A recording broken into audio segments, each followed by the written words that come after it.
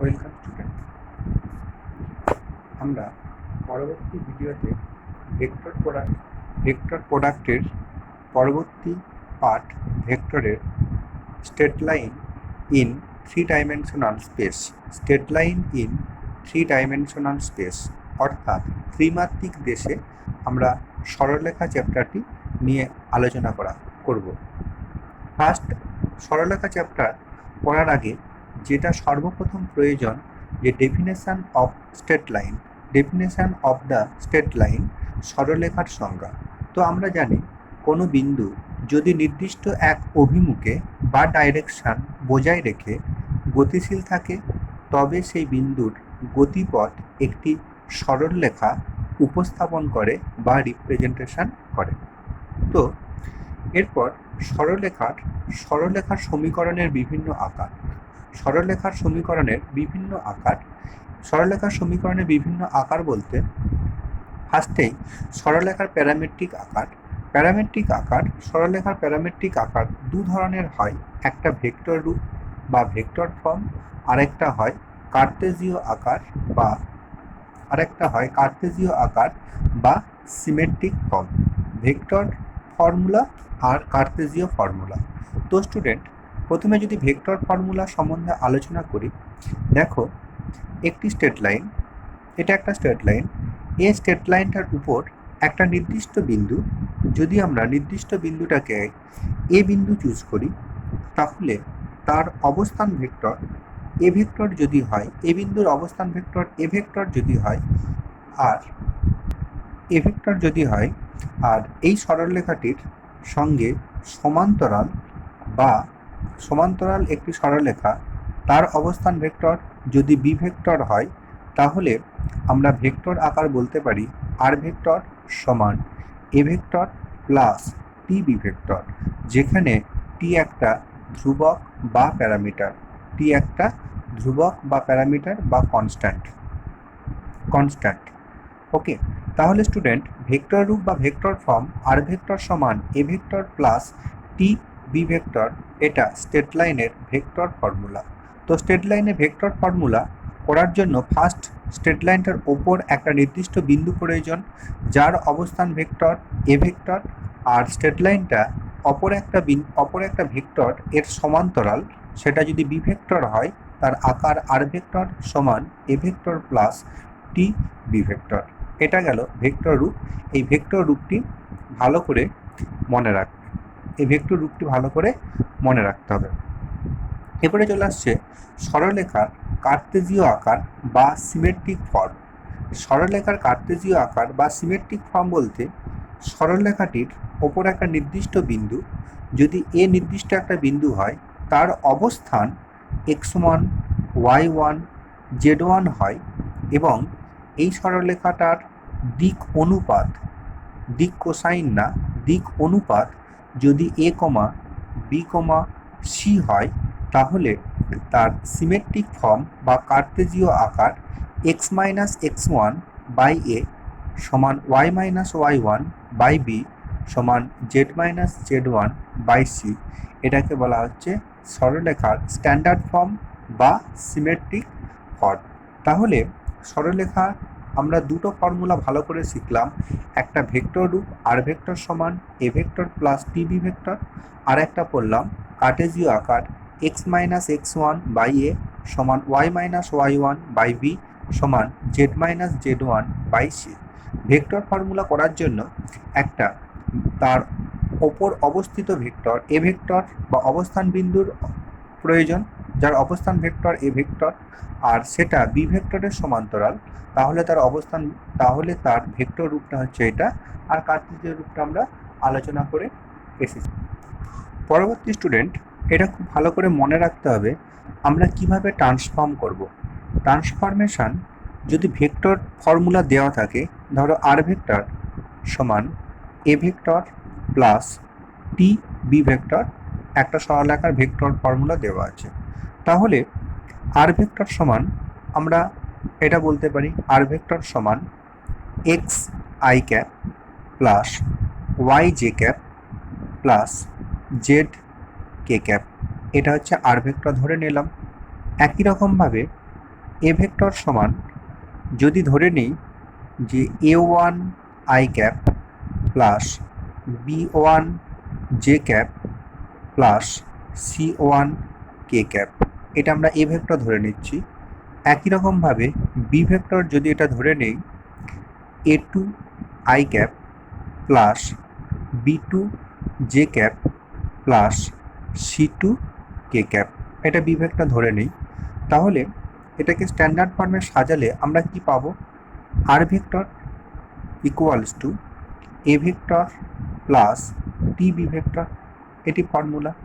প্রতিটার মান বসিয়ে দিলে আর ভেক্টর মানে X I cap plus Y J cap plus Z K cap, Z K cap সমান এ vector মানে A one I cap plus B one J cap plus C one K cap plus T B vector A two I cap plus B two J cap plus C two K cap, C two K cap এটা।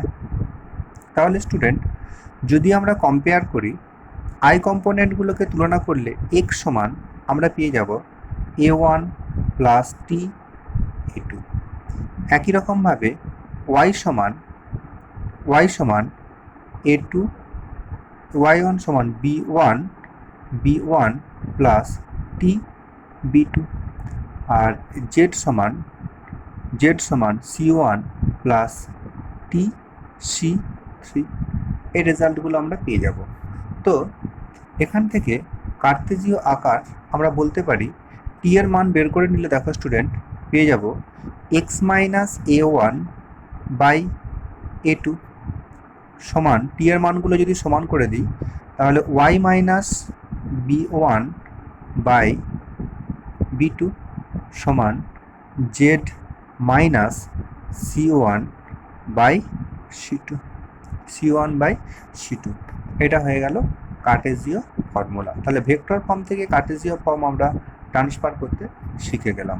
তো এখানে অঙ্ক করার ক্ষেত্রে short মেথডে যেটা মনে রাখতে হবে, যদি ভেক্টর ফর্মুলা আর ভেক্টর সমান এ vector plus T B vector দেওয়া থাকে, তাহলে এ ভেক্টরের i cap j cap k ক্যাপের যে কোইফিসিয়েন্ট বা সহগ পাবো সেগুলোই কার্টেজীয় ফরম্যাটে নির্দিষ্ট বিন্দুটার অবস্থান।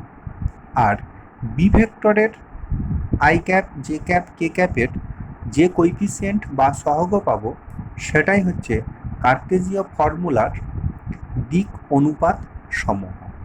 ওকে স্টুডেন্ট, একই রকমভাবে যদি বলা হয় একটা কার্টেজীয় ফর্মুলা দেওয়া আছে X minus X one by A সমান Y minus Y one by B সমান Z minus Z one by C.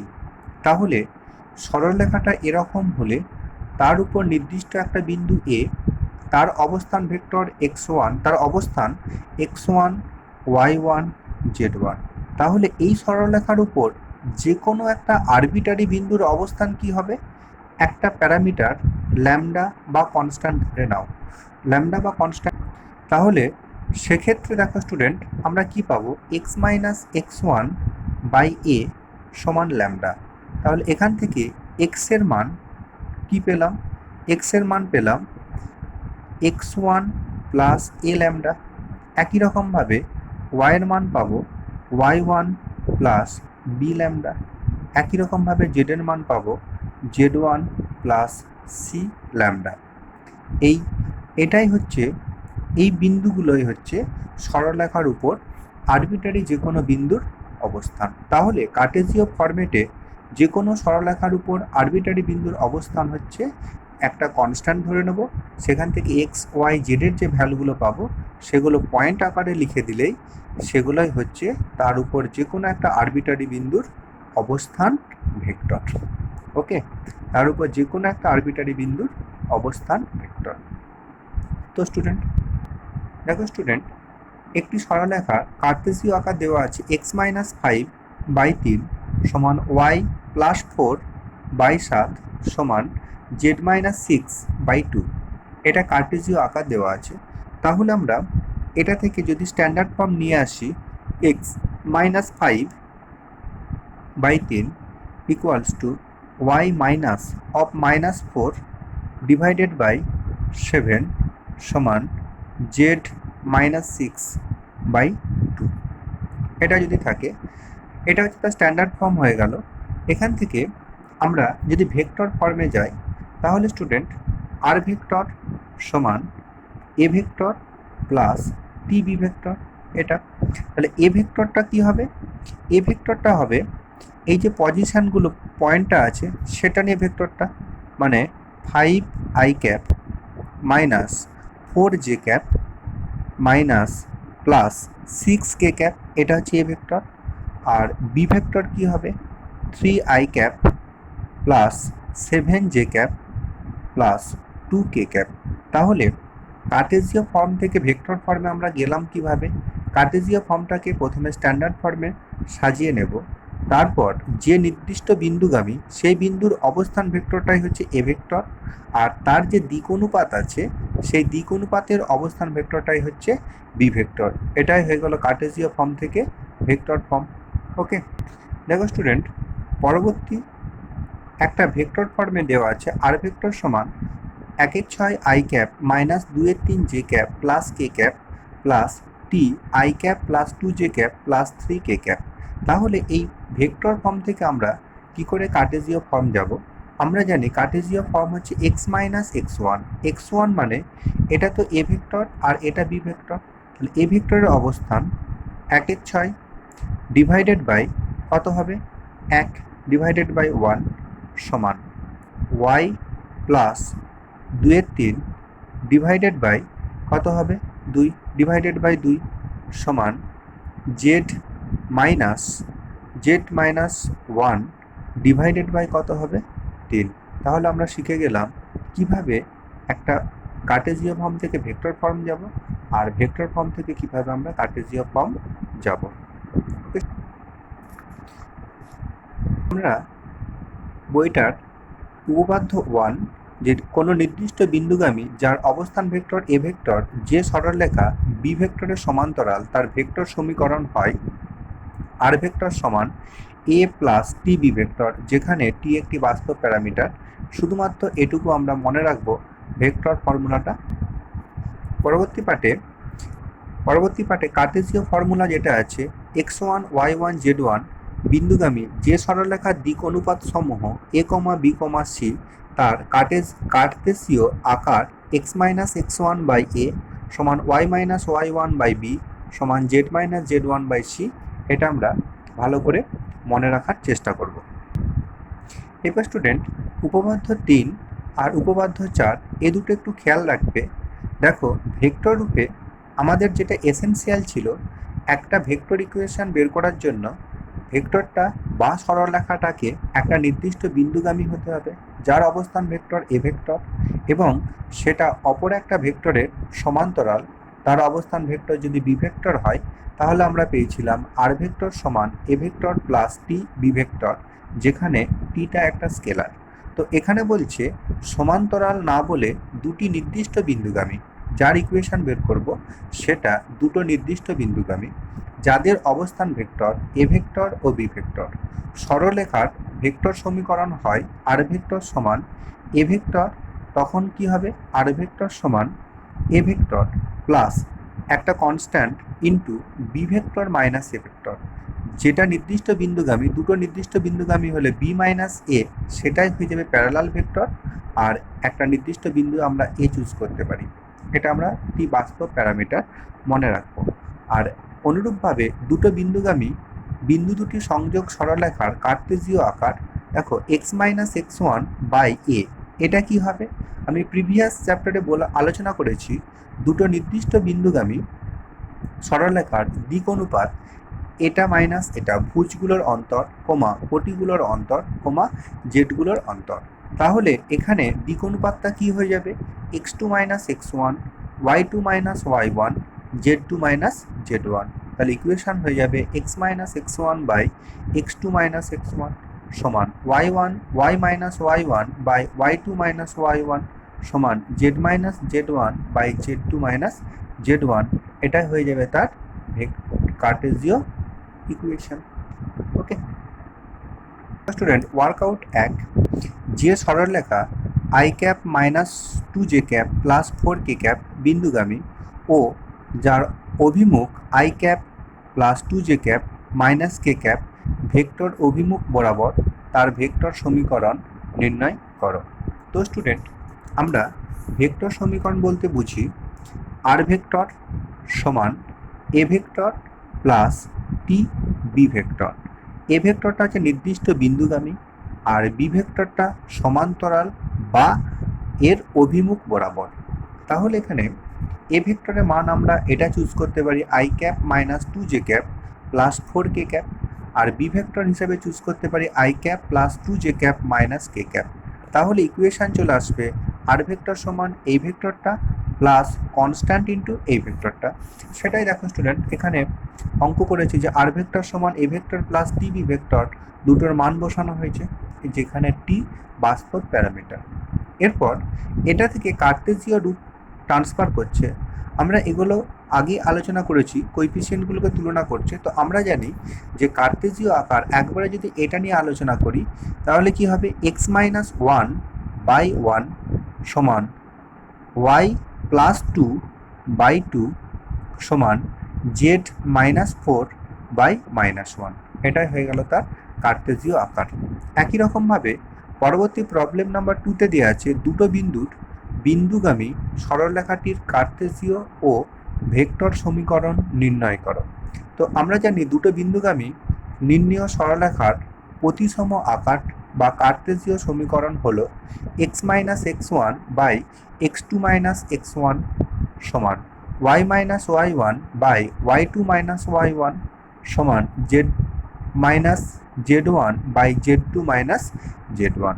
তাহলে এখানে বিন্দুগুলোকে বসিয়ে তার কার্টেসীয় আকার পেয়ে গেছে। আর যদি আমরা ভেক্টর আকারে যেতে চাই তাহলে আর ভেক্টর সমান 3i cap plus 7j cap minus 4k cap plus T into minus 2j cap minus k minus 2i cap minus j cap plus 3k cap. এটাই হয়ে যাবে তার ভেক্টর সমীকরণ। ওকে স্টুডেন্ট, এরপর পরবর্তী যে অঙ্কটা দেওয়া আছে একটি সরলরেখার কার্টেসীয় সমীকরণ 6x মাইনাস 1 সমান 3y প্লাস 2 সমান 2z মাইনাস 2 তার দিক অনুপাত এবং ভেক্টর সমীকরণ দেওয়া আছে 6x মাইনাস 1 সমান 3y প্লাস 2 সমান 2z মাইনাস 2। তাহলে ফার্স্ট আমাদেরকে এটাকে স্ট্যান্ডার্ড ফর্মে নিয়ে আসতে হবে। স্ট্যান্ডার্ড ফর্ম মানে x minus x1 by a সমান y minus y1 by b সমান z minus z1 by c। এটা হয়ে গেল স্ট্যান্ডার্ড ফর্ম। এই স্ট্যান্ডার্ড ফর্মে নিয়ে আসার জন্য দেখো স্টুডেন্ট, 6x মাইনাস 1 সমান 3y প্লাস 2 সমান 2z মাইনাস 2 এটা দেওয়া আছে। At first x y z এদের সহগগুলো 1, এখান থেকে 6 কমন নিচ্ছি, x মাইনাস 1/6। এখান থেকে 3 কমন নিচ্ছি, তাহলে y প্লাস 2/3। এখান থেকে 2 কমন নিচ্ছি, তাহলে পাবো z মাইনাস 1। তাহলে এখান থেকে বলতে পারি x মাইনাস 1/6, এই 6টাকে নিচে নামালে 1/6 সমান y প্লাস 2/3, এই 3টাকে নিচে নামালে 1/3 সমান এখানটা পাবো z মাইনাস 1 বাই হচ্ছে হাফ, হাফ। তাহলে নিচেরটাতে x মাইনাস 1/6 6 দিয়ে গুণ করলে 1 সমান y প্লাস 2/3 বাই 2 সমান z মাইনাস 1 বাই 3। তাহলে এটা যদি ইকুয়েশান হয় তাহলে এটা আমরা বলতে পারি 1/6 মাইনাস 2/3 কমা 1, এটা নির্দিষ্ট বিন্দুগামী আর এর দিক অনুপাত হচ্ছে 1, 2, 3। স্টুডেন্ট বুঝতে পেরেছো? আগে যে কোনো ইকুয়েশনকে স্ট্যান্ডার্ড ফর্মে সাজাতে হবে, তারপর আমরা আর এটা তার কার্তেজীয় আকার হয়ে গেল। যদি এর রেসপেক্ট আমরা ভেক্টর আকারটা বের করতে চাই, তাহলে আর ভেক্টর সমান 1/6 I cap minus 2/3 J cap plus K cap plus T into I cap plus 2 J cap plus 3 K cap. আমরা এটা পেয়ে যাব, এটা ভেক্টর ফর্ম হয়ে গেল। পরবর্তী প্রবলেম 1 -2 2 বিন্দুগামী যে সরলরেখা এত বিন্দুদ্বয়ের সংযোজক সরলরেখার সমান্তরাল, তার কার্তেজীয় ও ভেক্টর সমীকরণ নির্ণয় করো। খুব ইম্পর্টেন্ট একটা প্রবলেম। দেখো স্টুডেন্ট, যেহেতু যে সরলরেখাটা আমরা নির্ণয় করব সেটা যেহেতু 1, -2, 2 বিন্দুগামী, তাহলে আমরা বলতে পারি সরলরেখাটার ইকুয়েশান x-1/a সমান y+2/b সমান z-2/c। তো এখন ABC এর মান যদি বের করতে পারি, তাহলে ইকুয়েশানটাকে আমরা নির্ণয় করে নিতে পারবো। তো প্রবলেমে বলা আছে যে সরলরেখাটা বের করছি সেটা এত বিন্দুদ্বয়ের সংযোজক সরলরেখার সমান্তরাল। তো আমরা জানি দুটো সরলরেখার সমান্তরাল হলে তাদের দিক অনুপাতগুলো সমান হয়, এবং এটাও জানি যদি -1, 2, 1 ও 1, 2, 2 বিন্দুগামী সংযোজক সরলরেখার দিক অনুপাত 1 মাইনাস অফ এটা, 2 -2 2 -1, তাহলে এই দুটো বিন্দু সংযোগ রেখার দিক অনুপাত হয়ে যাবে 2, 0, 1। তো যে দুটো বিন্দু সংযোগ সরলরেখাটা যে সরলরেখাটাকে নির্ণয় করব তার সাথে সমান্তরাল, তার মানে নির্ণেয় সরলরেখা আর এই দুটো বিন্দুর সংযোগ সরলরেখা দুটো পরস্পর সমান্তরাল হওয়ার জন্য তাদের দিক অনুপাত সমান হবে। তাহলে আমরা বলতে পারি এর মানটা 2, বি এর মানটা 0 আর সি এর মানটা 1। তাহলে নির্ণেয় সরলরেখাটি হয়ে গেল x-1/2 সমান y+2/0 সমান z-2/c এর মান হয়ে গেল 1। এটা হয়ে গেল নির্ণেয়।